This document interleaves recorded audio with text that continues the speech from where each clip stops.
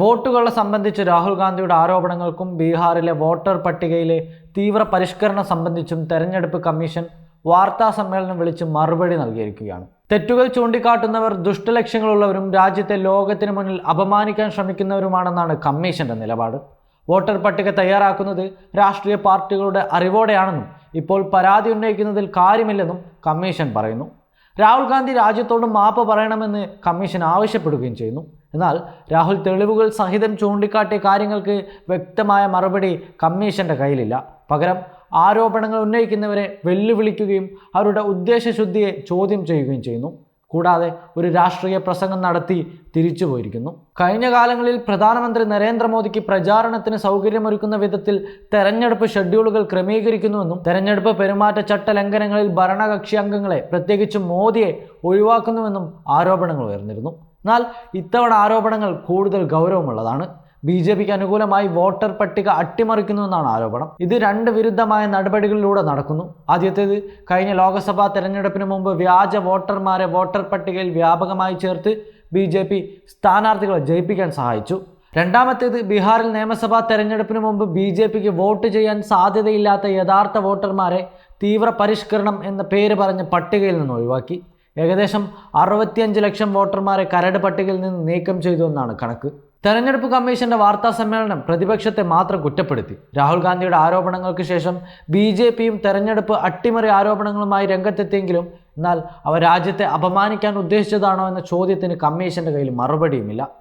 ഭരണപക്ഷത്തിന്റെ ആരോപണങ്ങൾ വസ്തുതാപരമാണെങ്കിൽ അതിലും പ്രധാന പ്രതി തെരഞ്ഞെടുപ്പ് കമ്മീഷൻ തന്നെയല്ലേ? BJP കമ്മീഷനെ രക്ഷിക്കാൻ ശ്രമിച്ചത് കമ്മീഷന്റെ വിശ്വാസ്യതയെ തന്നെ കൂടുതൽ ദുർബലമാക്കിയിട്ടുണ്ട്. 3 യോഗ്യരായ കമ്മീഷണർമാർ നയിക്കുന്ന തെരഞ്ഞെടുപ്പ് കമ്മീഷൻ ഇതിനെ പ്രതിപക്ഷ നേതാവുമായുള്ള വെല്ലുവിളി മത്സരമാക്കി മാറ്റേണ്ടതുണ്ടോ? വോട്ടെടുപ്പിന്റെ സമഗ്രതയെക്കുറിച്ചുള്ള വിശ്വസനീയ ചോദ്യങ്ങളും ആശങ്കകളും പൊതുജനങ്ങളുടെ മനസ്സിൽ ഉയർന്നു തുടങ്ങിയിരിക്കുന്നു. ഈ അസ്വസ്ഥത കമ്മീഷനിലും പ്രകടമാണ്.